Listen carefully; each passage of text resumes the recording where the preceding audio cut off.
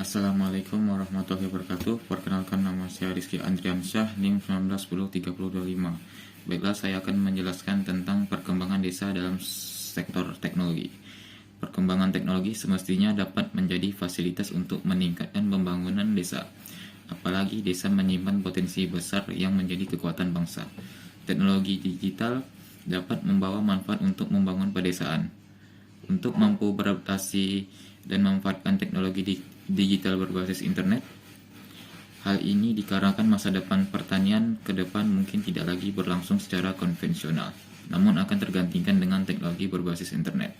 Contoh dalam pertanian seperti sistem monitoring pertanian padi, disingkat dengan Simotandi, yang menggunakan citra satelit beresolusi tinggi untuk bisa membaca standing crop tanaman padi.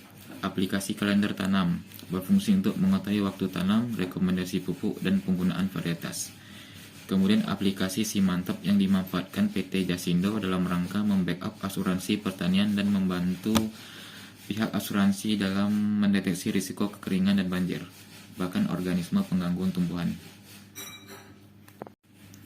Kemudian perkembangan desa dalam sektor sumber daya manusia. Permasalahan yang dihadapi dalam usaha pengembangan desa ialah belum tersedianya sumber daya manusia yang berkualitas seperti keterampilan, kemampuan, dan pengetahuan. Maka dari itu dibutuhkan solusi untuk menciptakan suatu sumber daya manusia yang berkualitas. Contohnya seperti di desa wisata di Desa Banjarsari, Kecamatan Manyar, Kabupaten Gresik. Sebagai desa wisata, mereka telah memberikan penyuluhan dan pelatihan tentang kualitas pelayanan kepada wisatawan, seperti meningkatkan kemampuan berkomunikasi yang baik, pelatihan kuliner, dan serta pembuatan website. Sektor ekonomi adalah pengelompokan ekonomi menjadi beberapa bagian secara tradisional, yaitu terbagi 3, sektor primer, sekunder, dan tersier. Yang pertama adalah sektor primer. Sektor yang tidak mengolah bahan baku, melainkan hanya mendayagunakan sumber-sumber alam seperti tanah dan segala yang terkandung di dalamnya. Sektor ini meliputi sektor pertanian serta pertambangan dan penggalian. 2, yaitu sektor sekunder. Sektor yang mengolah bahan baku dari primer maupun sektor sekunder itu sendiri menjadi barang lain yang lebih tinggi nilainya. Sektor ini meliputi sektor bangunan, sektor industri, pengolahan, dan sektor listrik, gas, dan air bersih.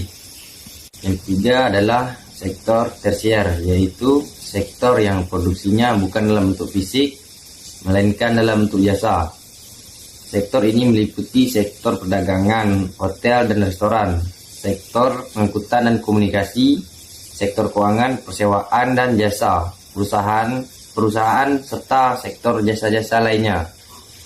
Yang kedua adalah sektor wisata. Sektor wisata memiliki peranan penting sebagai salah satu sumber bagi penerimaan devisa, serta dapat mendorong pertumbuhan ekonomi nasional, yang khususnya dalam mengurangi jumlah angka pengangguran dan meningkatkan produktivitas suatu negara.